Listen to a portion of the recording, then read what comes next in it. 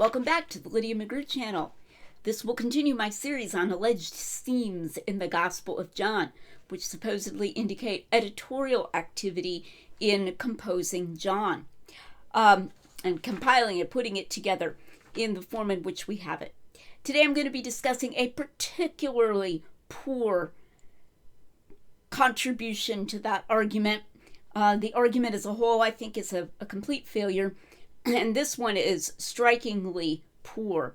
I'm getting this list from which I'm taking these from a book by Gary and Burge on interpreting the Gospel of John. John 11 begins like this. This is in the NASB. Now a certain man was sick, Lazarus of Bethany, the village of Mary and her sister Martha. And it was the Mary who anointed the Lord with ointment and wiped his feet with her hair, whose brother Lazarus was sick. Here is what Burge says about this in his list of so-called seams. An aporia, that would be seam, could be noted at John 11:2. Here, Mary of Bethany is introduced as the woman who anointed the Lord with ointment and wiped his feet with her hair. The only problem is that this anointing does not take place until the next chapter, chapter 12. Okay, so why is this a problem? Something that you will run across if you read New Testament scholarship a lot is that they will not spell out their arguments and they will not spell out their scenarios. They will insinuate that there is an argument by calling something a puzzle or a difficulty, and then they just expect you to kind of accept that this is evidence for the theory they're going to advance. In this case, the theory of editors being involved in constructing the Gospel of John. And it can be intimidating, okay, especially if you're accepting some kind of credentialism, because if they don't spell out the argument, you read the argument and you think to yourself, I don't see what this has to do with anything else. Like, why does this support that conclusion? Then you can think, well, I'm just being dense. I'm not getting it. It's possible that there's something obvious there that you're just not getting. But often you're right, and they have a very weak argument, and that would be obvious if they spelled it out. And that is definitely the case here. Even though Burge uses the slightly more qualified word could be noted at John 11:2, he still doesn't tell you why this even looks like a seam at all, why this is part of his case. And later, in a quotation I'll read from you later in today's video, he makes it clear that he thinks this is a cumulative case. Okay, so supposedly this is at least contributing to a cumulative case, even with the could be in there. If this is supposed to be evidence of an editor, what is the editor supposed to have done? Let's ask ourselves that. Now, I don't think Burge is saying that John originally wrote 11 and 12 in the opposite order. We just had a few videos about Burge's view, and this is the view of other scholars as well, that originally chapters 5 and 6 were in the opposite order and that an editor switched them. I don't think that's what he's saying here. John is very clear that chronologically the raising of Lazarus took place before the anointing of Jesus' feet, and that also fits with the synoptics, even though they don't narrate the raising of Lazarus. The flow just fits there very well, that it came earlier. So in this case, John appears to be intentionally narrating them in chronological order. John also has a back reference in chapter 12 when he's introducing the anointing. He says that Lazarus is sitting at the table or reclining at the table with Jesus, and he says that it was Lazarus whom he'd raised from the dead. So in 11, he refers forward to the anointing, and in 12, he refers backward to the raising of Lazarus. So I don't think Burge is implying that an editor clumsily, switched them and that the incidents should be in the other order. But then what is he saying? How is this a seam? How is it even remotely plausible to think of this as evidence of editorial activity? And I'm finding it hard to think how. A more limited view would be that an editor added this parenthetical comment it was the Mary who anointed the Lord with ointment and wiped his feet with her hair, whose brother Lazarus was sick. But why would you think that?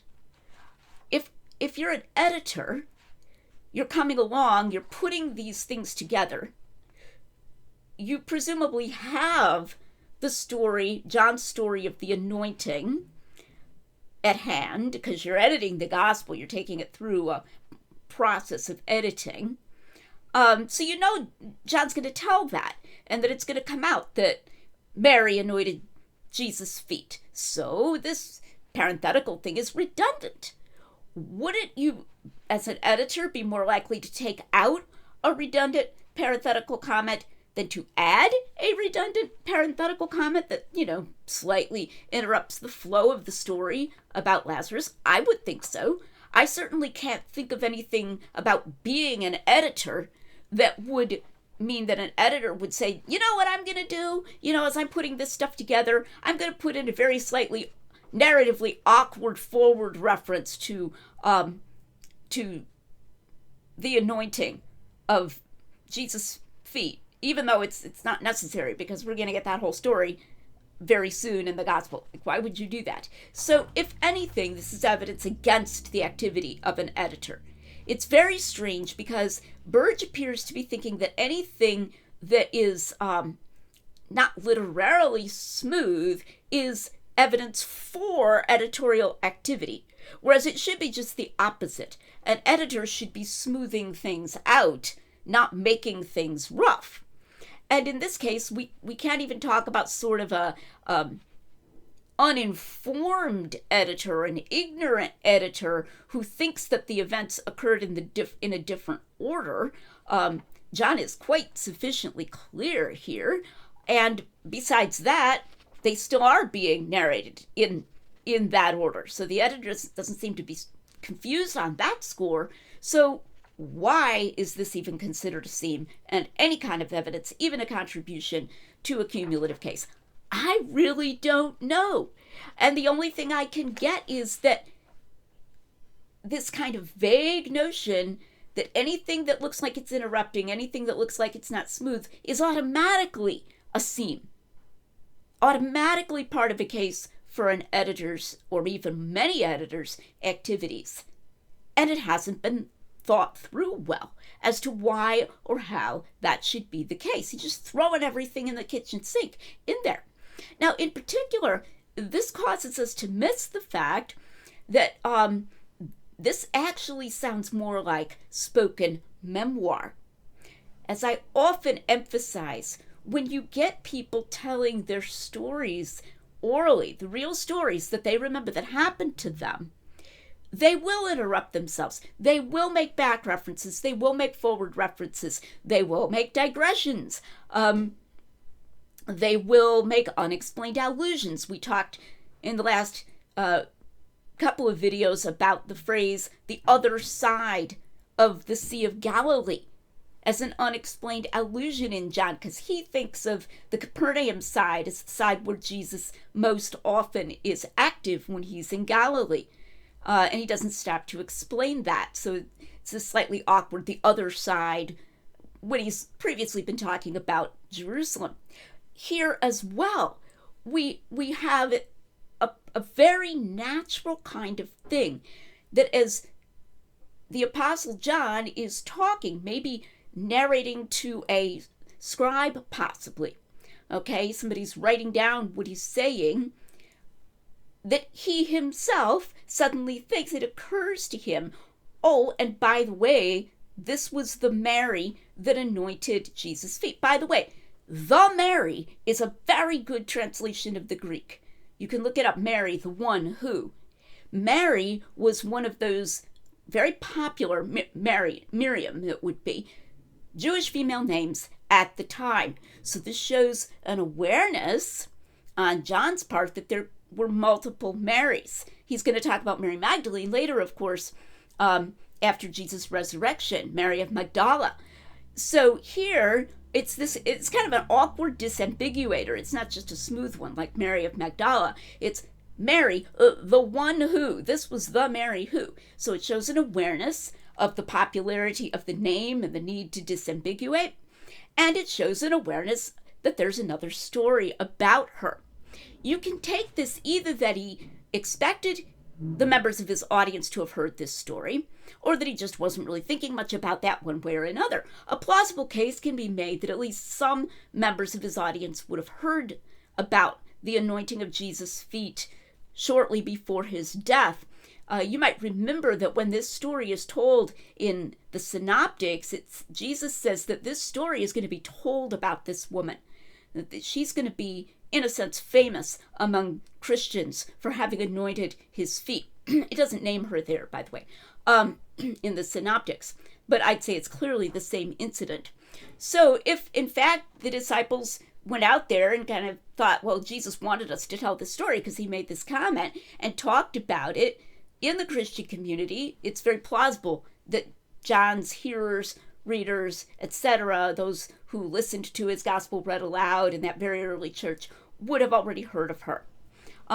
We can even, this is conjectural, but we can even imagine a small group sitting there while he narrates and, someone writes down what he's telling, and that he makes eye contact. This was the Mary who anointed Jesus' feet. And some people in the crowd kind of nod. Now that's conjectural. But the point is, it's a very natural kind of thing for him to say.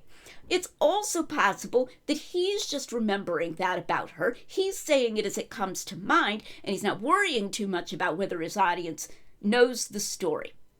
Again, conjectural, we can even imagine that after he gets done telling about the raising of Lazarus and gets done telling at the end of chapter 11 that Jesus went away again for a while after that, there's a little gap of time between that and the triumphal entry, that someone said, tell us the story about Mary anointing Jesus' feet. Someone in the audience, they want to hear his version, or someone says, I haven't heard that story. Please tell it. Now, I'm not hanging my hat upon that conjecture.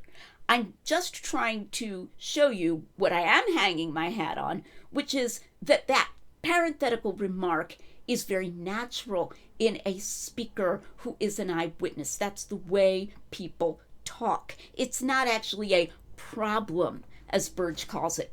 So I want to read, and some of this will be a reread of things I read at the beginning. Some of it I haven't read yet in this series. Comments that Burge makes after listing these various alleged aporia, and I will be doing more of them, continuing in the series. For the most part, I'm using Burge's order. It just goes through the gospel. All right. This is a brief tour of some contextual themes or aporias which await the careful reader of the fourth gospel. The careful reader, mind you. Some scholars have assembled extensive lists of these, but discerning readers can usually come to the Apostle John's defense, urging that aporias usually can be explained. Yup. The yup is me, not Burge. All right. It is the cumulative effect that is important. Right, but to have a cumulative effect, there has to be, some kind of value of the individual items. And this one, if anything, I would argue, shows the exact opposite. It is not a contributor, I would say, at all to a cumulative case for the involvement of editors. All right, back to Burge. The supreme irony of the Johannine literary format is that, while many narratives show remarkable attention to detail and a concern for precision, others appear rough and units of narrative seem to collide.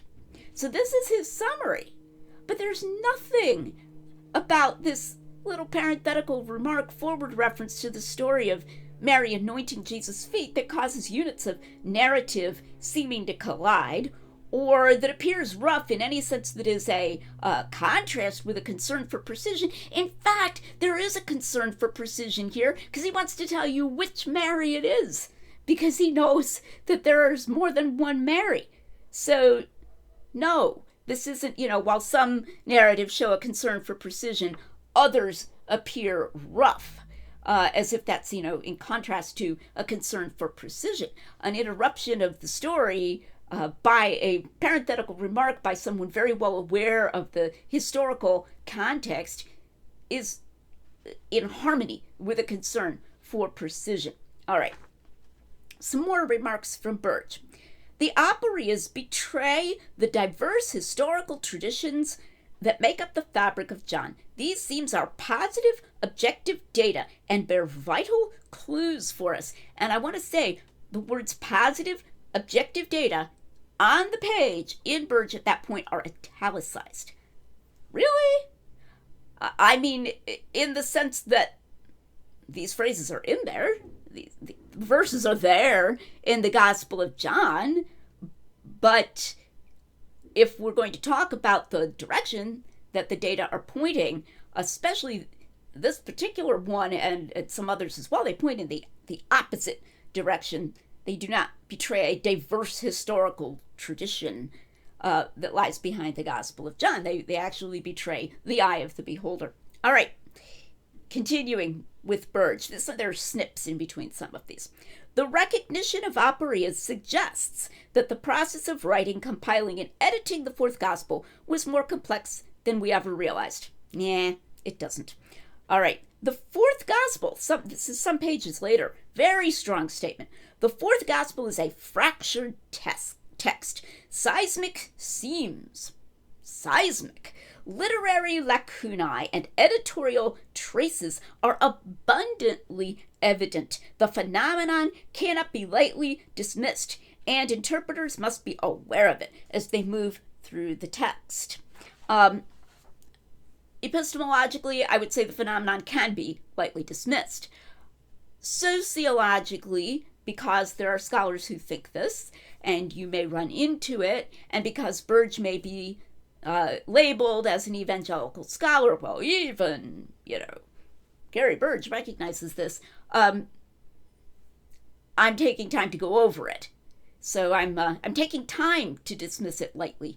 I'm not doing it without talking about it. I thought it was worth talking about.